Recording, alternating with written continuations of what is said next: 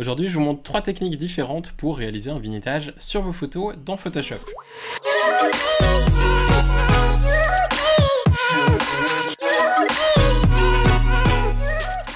Pour ajouter un vignettage, il y a pas mal de techniques différentes. On peut le faire dans Capture One, dans Lightroom, dans Bridge, ou même dans Photoshop, et c'est ce qu'on va regarder aujourd'hui. Comment le faire dans Photoshop de manière aussi simple que possible, et surtout d'avoir des manières différentes de le faire en fonction du résultat qu'on veut. Parce que c'est vrai que des fois, on veut pas forcément un vignettage qui est elliptique et qui prenne toute la photo, on veut juste certaines parties, ou alors on veut que ça soit plus fort à certains endroits qu'à d'autres. Et on veut surtout des fois pouvoir choisir les zones sur lesquelles on veut que ça s'applique et pas avoir juste un truc elliptique un petit peu moche qui nous rende la photo pas autant bien que ce qu'elle pourrait être autrement. On passe sur mon écran et je vais vous montrer comment on peut faire tout ça. On a ici une photo où je trouve que les parties jaunes dérangent un petit peu. Elles sont trop fortes et j'aimerais les atténuer un petit peu. Et pour ça, en fait, ce que je vais faire, c'est faire un vignettage. La première solution pour en faire un, c'est d'aller prendre dans les outils de sélection à gauche l'outil ellipse de sélection. Donc M sur la touche de votre clavier si vous souhaitez y accéder en raccourci et majuscule M si vous deviez avoir un autre outil de sélection comme celui du rectangle ou alors les sélections de rangée. Donc sélection en ellipse et on va ici partir d'un coin et aller jusqu'à l'autre qui est opposé au fond à droite. Donc on part en haut à gauche et on va jusqu'en bas à droite. Ça nous fait une sélection en ellipse et à partir de là, ce qu'on va pouvoir faire, c'est créer un nouveau calque de réglage en courbe. On va pour ce faire aller dans calque et ensuite trouver nouveau calque de réglage et se rendre dans courbe. Ici vous voyez que j'ai un raccourci, c'est pas celui par défaut, mais j'en ai défini un parce que j'emploie beaucoup les courbes. Si vous le faites aussi souvent, pensez à créer un raccourci pour votre utilisation de Photoshop.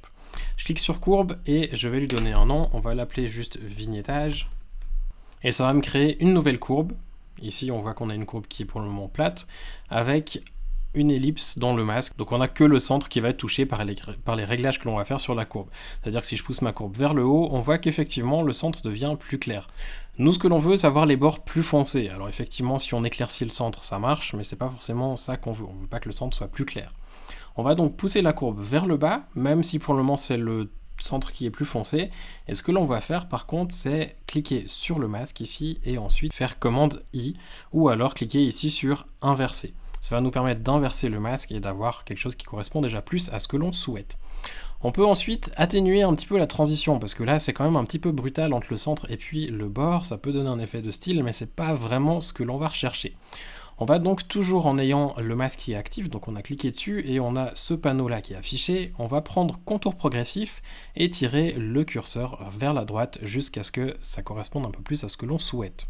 On a maintenant un vignettage qui est fait, si je l'active ça ressemble à ça, en le désactivant on a ça, et on voit que c'est déjà pas mal. On a quelque chose, un vignettage standard finalement avec un vignettage en ellipse. On va essayer de faire un petit peu mieux, parce que ça c'est vraiment vignettage, on va l'appeler basique, c'est celui que l'on retrouve dans la plupart des éditeurs RAW, et c'est pas forcément le but de faire la même chose dans Photoshop, on voudrait trouver quelque chose de mieux.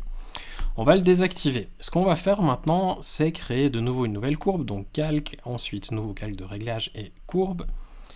On va l'appeler vignettage manuel. Et ce que l'on va faire, c'est prendre notre courbe et l'abaisser un petit peu comme tout à l'heure. On va recliquer sur notre masque et on va cliquer sur inverser. Et maintenant, ce que l'on va faire, c'est prendre l'outil pinceau. On va changer légèrement le flux, on va le diminuer aux alentours des 20 et on va s'assurer de peindre avec du blanc. Si vous n'avez pas du blanc ici, vous pouvez appuyer sur D pour définir la palette en blanc et en noir et ensuite sur X pour intervertir entre le blanc et le noir. Donc on va vouloir peindre en blanc sur notre masque, sur les zones sur lesquelles on veut faire ressortir finalement notre réglage, où on veut afficher notre vignettage. Je vais ici peindre sur un petit peu toutes les zones que j'ai et qui sont jaunes. Si vous avez une tablette graphique, c'est encore mieux. On voit qu'on a quelque chose déjà qui est pas trop mal. Le masque ressemble à une sorte de gribouillis d'enfant, mais c'est pas trop grave. Si je l'active, donc ça me donne ça. En le désactivant, on a ça. Donc ça c'est après et ça c'est le avant. Bien entendu que si les contours devaient s'avérer un petit peu trop bruts, comme tout à l'heure, on peut toujours jouer avec le contour progressif pour adoucir un petit peu ce que l'on a fait sur le masque. La dernière solution, la troisième, c'est celle qu'on va voir maintenant, et vous allez voir qu'elle est très pratique, parce que c'est une alternative en fait entre les deux que l'on a vu déjà maintenant.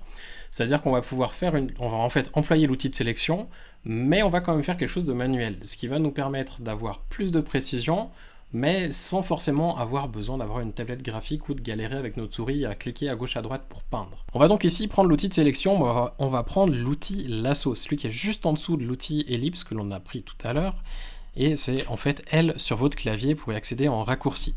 On va ensuite aller peindre sur les différentes zones avec notre lasso. C'est pas vraiment peindre, mais en fait ce qu'on va faire, c'est faire une espèce de gribouillis sur la zone qui définira le contour. C'est-à-dire qu'on avait avant ici une ellipse en contour.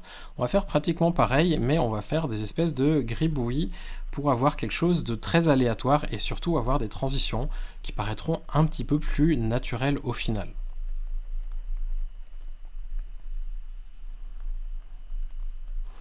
Quand vous êtes content et que vous avez pu vous défouler un petit peu, vous pouvez relâcher votre curseur, ça va faire une sélection pour vous.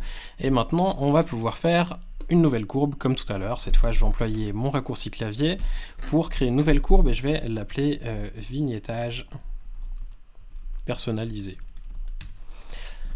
Et à partir de là, on voit qu'on a, si je fais Alt-clic sur mon masque, on voit qu'on a quelque chose qui ressemble à ça. C'est un petit peu bizarre comme forme, mais pour le moment, c'est pas grave, ça va très bien. Je vais cliquer sur le réglage pour aller ajuster ma courbe. Je vais la pousser vers le bas comme tout à l'heure. On voit que comme on a vu tout au début, on a une sélection qui est faite à l'inverse de ce que l'on aimerait. Donc ce que l'on fait, on clique sur le masque, on appuie sur inverser, et à partir de là, on a quelque chose qui va déjà mieux. Comme tout à l'heure aussi, on se retrouve par contre avec une transition qui n'est pas forcément celle que l'on aimerait. On va donc de nouveau employer contour progressif et ajuster jusqu'à ce que ça corresponde un peu plus à nos souhaits. Si éventuellement le vignettage ou le réglage est un peu fort, on peut toujours soit cliquer sur le calque de réglage et aller ajuster la courbe, soit sinon, si c'est trop fort et que l'on préfère jouer avec l'opacité, on peut aussi faire ça comme ça. Voilà les 3 solutions que j'ai à vous proposer pour faire du vignettage dans Photoshop. C'est pas très compliqué à employer. Si vous êtes débutant, je pense que ça devrait vous aider. Si vous êtes plus avancé, peut-être que c'est des techniques auxquelles vous n'aviez pas pensé et qui sauront aussi vous être utiles. Avant de partir, n'oubliez pas de laisser un petit pouce vers le haut. Si vous avez bien aimé cette vidéo, vous pouvez même laisser un commentaire juste en dessous. Et si vous n'êtes pas encore abonné, il y a un bouton pour vous abonner et ainsi être informé de la sortie des prochaines vidéos.